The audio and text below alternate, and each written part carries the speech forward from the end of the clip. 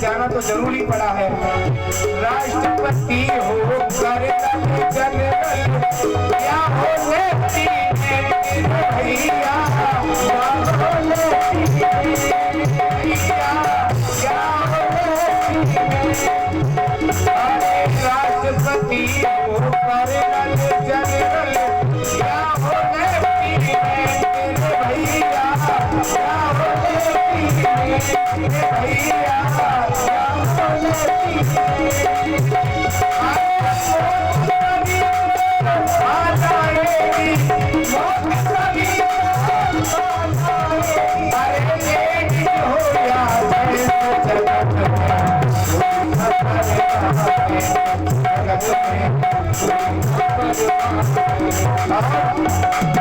कलकत्ता या मुंबई चेन्नई दिल्ली के भैया,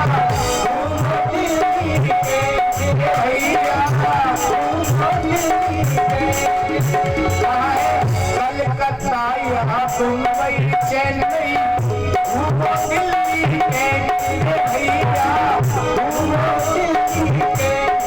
भैया, भैया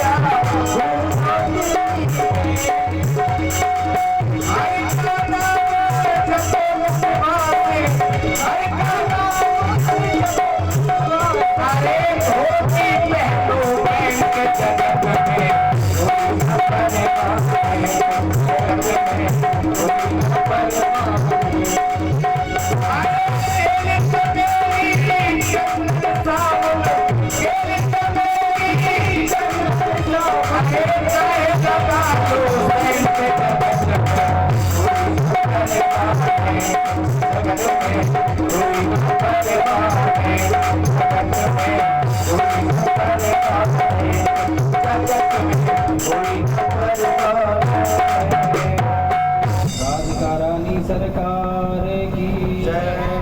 ऋषभदेव जी महाराज ने बड़ा सुंदर उपदेश दिया अपने बेटों को, अपनी प्रजा को। इस संसार में आए हो तो केवल भगवान की भक्ति करो और अपने इस जीवन को सफल बनाओ। संग्रह की इच्छा छोड़ दो।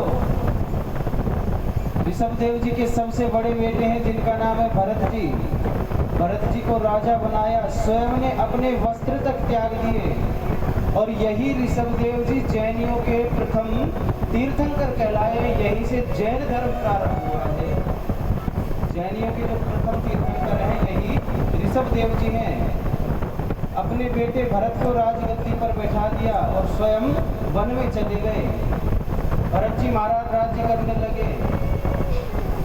भरत जी को राज्य करते करते काफी समय हो गया। एक दिन भरत जी महाराज ने भी अपने पुत्र को गद्दी पर बैठाया और स्वयं हरिद्वार में आ गए। भगवान की तपस्या करने लगे, साधना करने लगे। राजा परीक्षित एक दिन की बात, भरत जी महाराज नदी के किनारे बैठे तपस्या कर रहे थे। उसी समय एक गर्भवती हिरनी उस नदी में पानी पीने के लिए आई और जैसे ही वह जलपान कर रही थी, पानी पी रही थी, पीछे से एक शेर आ गया। सिंह ने गर्जना की और शेर से डर के वह हिरनी जल में छलांग लगा गई, नदी के उस ओर कूदना चाहती थी। कुशव काल समीप था, तो उसका गर्भ निकलकर उस नदी में गिर गया। हिरनी तो उस दूसरे छोर पर जाकर गिर गई और उसका प्राणांत हो गया। और जो हिरनी का गर्भ निकलकर नदी में गिरा था, वह नदी में बहने लगा। भरत जी महाराज वहाँ पर बैठकर तपस्या कर रहे हैं, सब उनको दया आ गई, नदी में कूद गए और उस मृगी शावक को निकाल लाए, हिरनी के बच्चे को निकाल कर ले आए और अपने आश्रम में ले आए। आश्रम में लाकर उसका पालन पोषण करने लगे, बच्चे की भांति पालन पोषण करने लगे। संसार को त्याग कर आए हैं, माया को त्याग कर आए हैं भरत जी महाराज, अपने बेटों को राज सौंप कर आए हैं, लेकिन यहाँ पर फिर वापस आसक्ति हो गई, एक हिरण के बच्चे में आसक्ति हो गई। अब तो सुबह शाम जो भजन करते थे, जो माला करते थे, वह भी छूट गई, उस बच्चे के साथ खेल में लगे रहते हैं और उस बच्चे के साथ खेलते खेलते भरत जी महाराज का अंतिम समय भी निकट आ गया। और अंत समय में भी कुछ ऐसा हुआ, उस हिरण के बच्चे में इतनी आसक्ति हो गई कि जिस समय अपने शरीर को छोड़ा, उस समय भी उस हिरण के बच्चे का ही स्मरण करते हुए अपने शरीर को छोड़ा। और भगवान कहते हैं, यम यम पापी स्मरण भावम त्यजन तेवा कलेवरम। मनुष्य अंत समय में जिस भाव को भजता हुआ इस शरीर को छोड़ता है, अगले जन्म में उसे वही प्राप्त होता है, अंत मति सो गति। सो भरत जी महाराज भी उस मृगी शावक का चिंतन करते हुए अपना शरीर त्याग दिया और अगले जन्म में मृगी के बच्चे के रूप में भरत जी महाराज को जन्म मिला, योनि मिली।